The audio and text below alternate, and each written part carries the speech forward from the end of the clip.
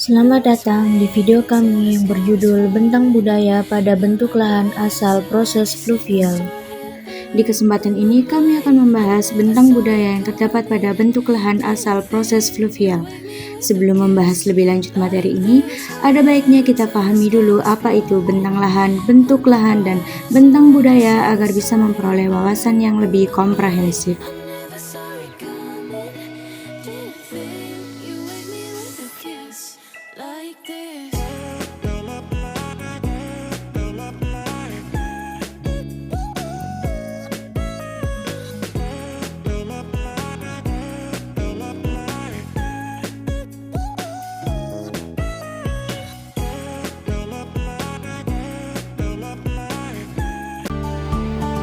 Bentang lahan adalah sebagian objek kajian kebumian yang memuat semua unsur fenomena geosfer yang menjadi dasar kajian geografi.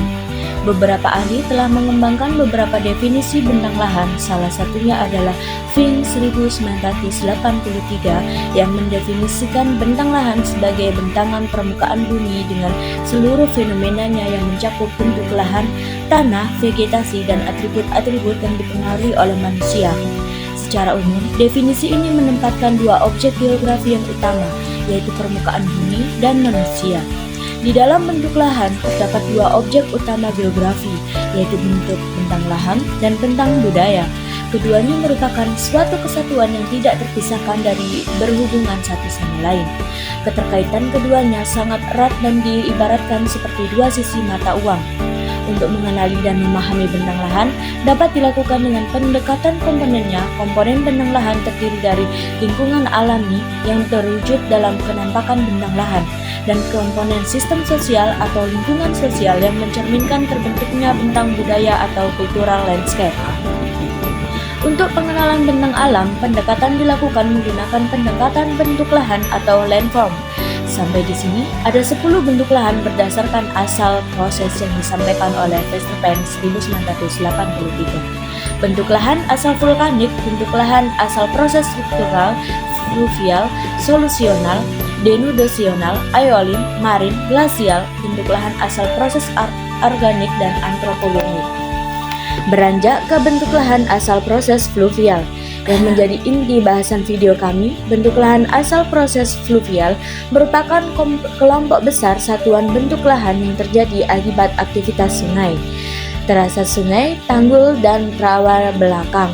Terkait dengan bentang bentuk budaya yang ada pada wilayah ini artinya adalah kenampakan konkret nyata hasil adaptasi manusia atau penduduk terhadap lingkungan fluvial.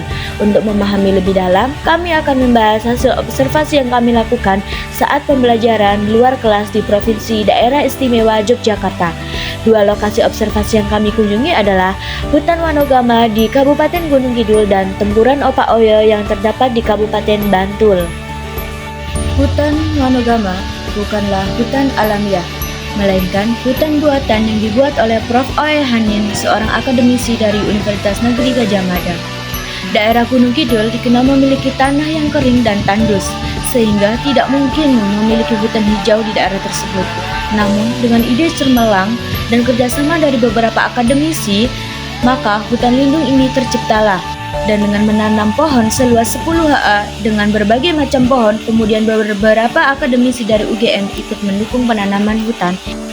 Wanagama merupakan sebuah ekosistem yang unik. Wanagama memiliki berbagai bentuk topografi, lapisan batu, jenis tanah, sistem hidrologi, plot pertanaman uji, serta interaksi sosial ekonomi dengan masyarakat sekitarnya.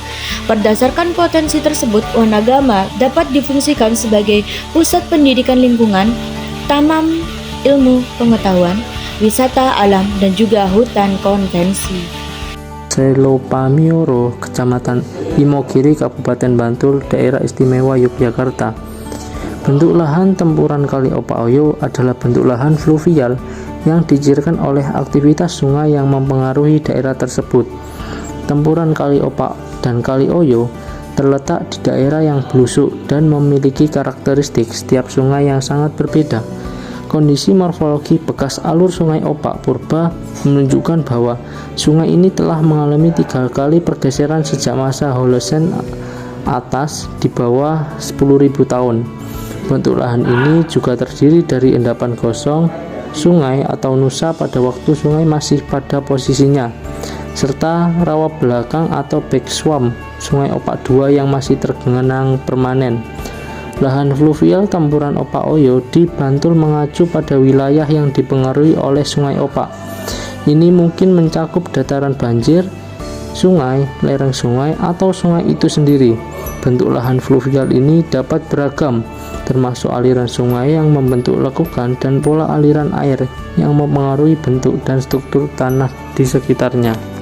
Penggunaan lahan yang dominan di Subdes Opak Hulu adalah pertanian dengan luas sekitar 41.362 hektar. Misalnya yang kedua, penggunaan lahan di wilayah Sungai Progo Opak One dan mengurangi dampak negatif perubahan tutupan lahan.